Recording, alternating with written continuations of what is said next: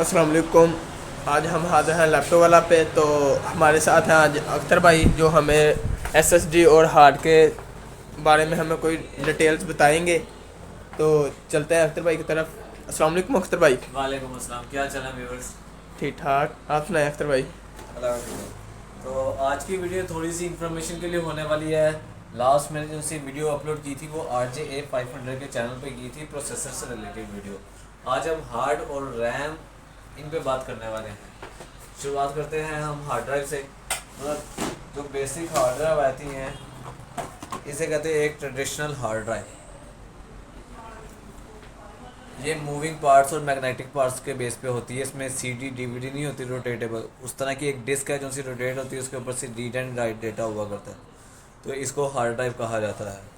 और ये एक जिसे कह लें कि आउटडेटेड टेक्नोलॉजी है। ये अभी भी मार्केट में मतलब 6 जनरेशन 7 जनरेशन लैपटॉप में लगा के मार्केट वाले सेल करते हैं।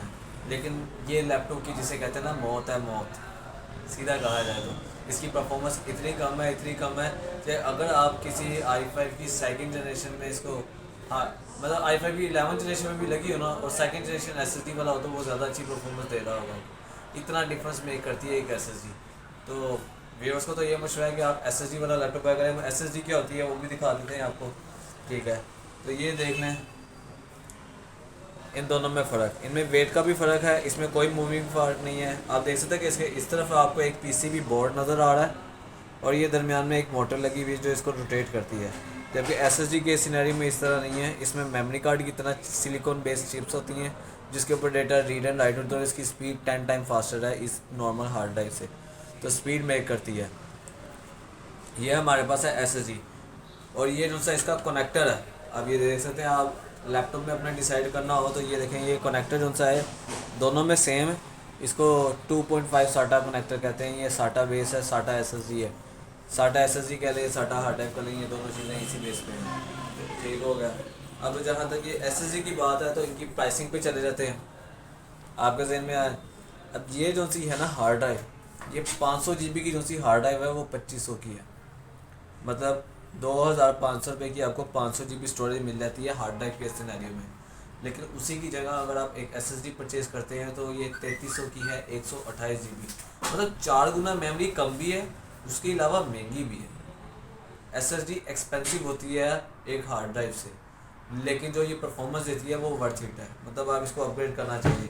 अब हार्ड ड्राइव में भी डिफरेंट साइजेस हैं। कुछ laptop SSD hard at A time दोनों सपोर्ट करते हैं, आप उसमें दोनों भी लगा सकते हैं। तो उसके सिनेरियो में भी आप साथ में हार्ड ड्राइव एक्स्ट्रा स्टोरेज के लिए इस्तेमाल कर लें, लेकिन इसको अपना प्राइमरी OS ना रन करें, इसमें विंडोज़ इंस्टॉल करें और ना ही इसमें आप इसमें अपने सॉफ्टवेयर को रन करें। तो ये एक अच्छा मशवरा है मेरी तरफ से। अब हार्ड ड्राइव भी डिफरेंट साइजेस में आती है, 320, 500 GB, 1 TB, 750 GB। तो ये सारी अवेलेबल है हमारे पास इधर बॉक्स में। तो ये सारी मिल जाएगी आपको हार्ड ड्राइव। मैं आपको जहाँ बॉक्स भी दिखा देता हूँ, ये देखें। तक SSD की बात है तो हमारे पास SSD भी क्वांटिटी में अवेलेबल है और SSD की भी कुछ आगे टाइप्स होती हैं। मतलब अभी तो मैंने आपको बताया कि SSD 10 टाइम फास्टर है हार्ड ड्राइव से। SSD की भी टाइप्स है डिपेंडिंग अपॉन जनरेशन। आप कोई भी ये लैपटॉप जिसके अंदर साटा कनेक्टर मौजूद है, मतलब ये वाला कनेक्टर जो से लगा हुआ है साटा का जिसमें मौजूद है, आप उसमें SSD का अपग्रेड कर सकते हैं। लेकिन नए कुछ जदीद लैपटॉप भी हैं जो बाय डिफ़ॉल्ट SSD के साथ आते हैं। उधर भी SSD की कुछ टाइप्स हैं जिनको मैं डिस्कस करता हूँ अभी आगे वीडियो में। अब इसमें आ रहे हैं SSD। तो SSD में स्पीड, ये साटा में भी स्पीड का चक्कर होता है। और स्पीड का चक्कर किस तरह होता है, जैसे कि ये है SanDisk की स्टैंडर्ड SSD। इसका आपको 128 GB जो सा है वो 3300 में मिल जाएगा इजीली, ठीक है। इसी की जगह अगर मैं जैसे कि एक ऐसी SSD जो सी सैमसंग की EVO सीरीज़ है, ये प्रो सीरीज़ है, अगर आप इनमें चले जाते हैं तो ये SSD एक्सपेंसिव होती है। मतलब एक SSD तो पहले एक्सपेंसिव है ही है, उसके ऊपर ये और ज़्यादा एक्सपेंसिव होती हैं। तो ये भी आपको मिल जाएंगी, यहाँ पे अवेलेबल होती हैं। ये जैसे देखें ये 250 GB है। ये जो सी नॉर्मल SSD है उसको कुछ 512 GB के इक्वल इसकी प्राइसिंग जाती है। मतलब आप इसमें 512 ले लेंगे, इसमें 250 ले लें, आपको तकरीबन इक्वल चार्जेस देखने को मिलने वाले हैं। और इसमें V9 टेक्नोलॉजी है। V9 टेक्नोलॉजी की मदद से ये ज़्यादा फास्ट परफॉर्म कर रही होती है। अब SSD की आगे थोड़ी सी और टाइप मैं आपको दिखाना चाहूँगा। तो ये मेरे पास डिफरेंट डिफरेंट टाइप्स की SSD हैं, ठीक है। ये इसको हम कह सकते हैं 2.5 SATA को SSD की फर्स्ट जनरेशन। तो ये हमारे पास SSD की फर्स्ट जनरेशन अवेलेबल है। और सेकंड जनरेशन मैं इसको खोल के दिखा देता हूँ, इसको M1 कहते हैं।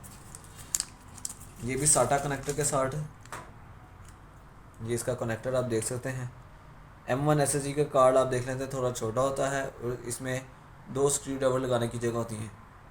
जिसमें आपको ये 2 स्क्रू लगाने की जगह मिलनी है वो ऑलवेज़ M1 होगा। अगर कोई आपको ये M2 कार्ड कह के बेच रहा है तो वो धोखा दे रहा होगा। तो आप ये देख सकते हैं, ये वाली SSD है। इन दोनों SSD में फ़र्क क्या है, ये फुल फ्लैश साइज़ है क्योंकि पहले हार्ड ड्राइव चलती थी तो उसी का कनेक्टर था। आगे ये इसी का श्रिंक्ड वर्जन है। स्पीड इम्प्रूवमेंट कुछ नहीं है, मतलब इक्वल परफॉर्मेंस में ये दे रहे होते हैं। ये वाला जो सा कार्ड है ना, ये आपको तीसरी जनरेशन, चौथी जनरेशन और पाँचवीं जनरेशन के कुछ लैपटॉप्स में नज़र आता है। तो और ये उससे नीचे वाली सारी जनरेशन पे लगता है और उससे ऊपर वाली जनरेशन पे भी लग रहे होते हैं। तो ये थर्ड और फोर्थ जनरेशन में लग जाता है, मतलब थर्ड, फोर्थ और फिफ्थ जनरेशन के कुछ लैपटॉप में ये M1 कार्ड लग जाता है।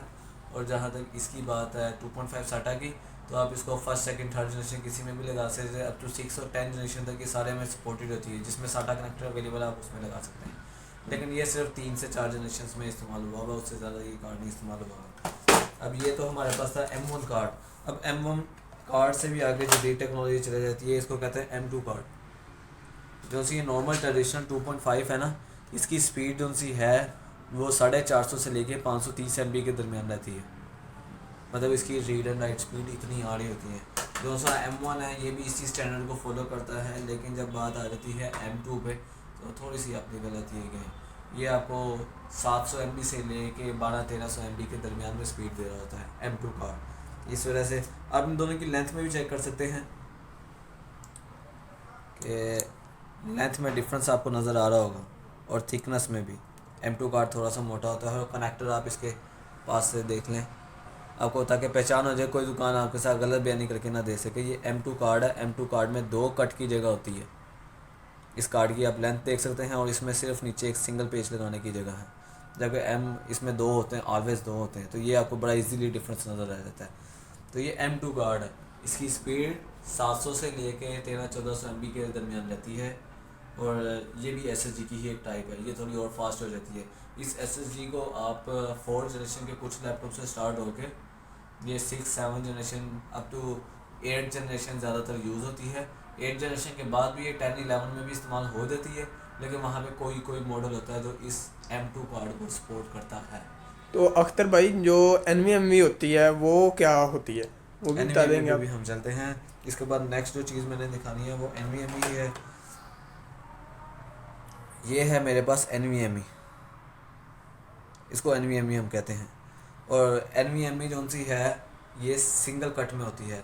ये मैंने M2 और ये देखें, दोनों कार्ड को मैंने साइड बाय साइड पकड़ा, तो ये इक्वल साइज़ के हैं, इक्वल शेप के हैं। लेकिन फ़र्क कहाँ पे आता है कि M2 डबल कट में है और NVMe जो सी है वो सिंगल कट में आती है। अब NVMe ने स्पीड की गेम को थोड़ा सा और अप किया हुआ है। NVMe की हिस्ट्री के लिए हम जा सकते हैं, बड़ा बेसिकली चले जाएँ तो ये जो सी SATA कनेक्टर है ना, SATA कनेक्टर, इससे पहले एक आती थी ID हार्ड। ID हार्ड में क्या होता था, अगर आपने कोई पुराना PC वगैरह यूज़ किया हो तो उसमें यहाँ पे इतने पिन का कनेक्टर नहीं होता था। जैसे ये 4 पॉइंट्स आपको नज़र आ रहे हैं,